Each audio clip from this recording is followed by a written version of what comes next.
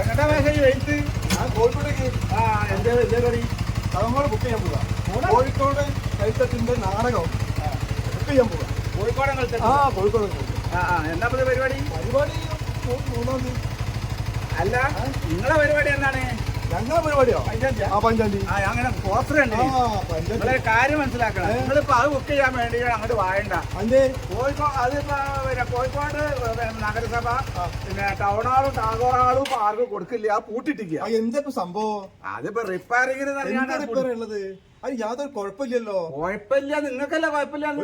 സ്ഥാപനല്ലത്. അതിപ്പോ അത് ഭരിക്കുന്ന ആൾക്കാർക്ക് കുഴപ്പമുണ്ടെന്ന് തോന്നി കഴിഞ്ഞപ്പോ നമ്മളെന്ത് ചെയ്യാനാ? അല്ല, നമ്മളെ കലാകാരന്മാർക്ക് ഭയങ്കര ക്ഷീണം. കലാകാരന്മാരെ കാര്യത്തെ ഓൽക്ക് കലാകാരന്മാരെ കാര്യം ഒരു കാര്യമല്ല. അല്ല, പിന്നെ എന്താ ചെയ്യണ്ടേ? എന്ത് ചെയ്യാൻ കാര്യമില്ലല്ലേ? അങ്ങനങ്ങോട്ട് പോയിട്ട് കാര്യമില്ല. സംഗതി കിട്ടില്ല ഉറപ്പാ. അപ്പോ പിന്നെ 3-ാം തീയതി എന്താ പറഞ്ഞല്ലേ? 3-ാം തീയതിന്റെ കാര്യം എന്താ വെച്ചിട്ടുണ്ടെങ്കില് ഈ ഒരു പ്രശ്നം അധികാരികളുടെ മുന്നിൽ കൊണ്ടുപോയിട്ട് ഇതൊരു പ്രശ്നം പരിഹരിക്കാൻ വേണ്ടിട്ട് കലാകാരന്മാർക്ക് ഈ ഹാള് വിട്ടു തരണം, പരിപാടി നടത്തണം. കോഴിക്കോട് എന്ന് പറഞ്ഞിട്ട് ഒരു സാഹിത്യ നഗര, അന്താരാഷ്ട്ര തലത്തിൽ പ്രശസ്തി ആർജിച്ച ഒരു നഗര. അവിടെ ഈ നല്ല ആളുകളൊക്കെ പൂട്ടിട്ട് കണ്ട് ഓലിത് വലിയ കല്യാണ മണ്ഡപമാക്കാനും വാടക കൊടുക്കാനും പൈസ ഉണ്ടാക്കാനും എന്നുള്ള രൂപത്തിലായാല് അത് നല്ലൊരു നടക്കൂലത്. അത് നമ്മളൊക്കെ ഒന്നും അത് മുണ്ടാതിരിക്കാൻ പറ്റൂല. അപ്പൊ അതുകൊണ്ട് അതിനെതിരായിട്ട് എല്ലാ കലാകാരന്മാരുടെ സംഘടന കൂടി പ്രതിഷേധ പരിപാടി ഉണ്ട്. ഇൻക്ലാബ് സിന്ദാബാദ് അടിമൊത്തൊന്നുമില്ല.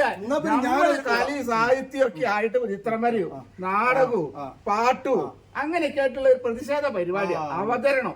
അതായത് 3-ാം തീയതി രാവിലെ 9 മണി മുതൽ രാത്രി 9 മണി വരെ പരിപാടി. നിങ്ങൾ അങ്ങോട്ട് വന്നാൽ നിങ്ങൾ എന്തായാലും വലിയൊരു കലാകാരനൊക്കെ അല്ലേ, ചിത്രകാരനല്ലേ. നിങ്ങൾ അവിടെ വന്നിട്ട് നല്ലൊരു ചിത്രം വരച്ചാളി.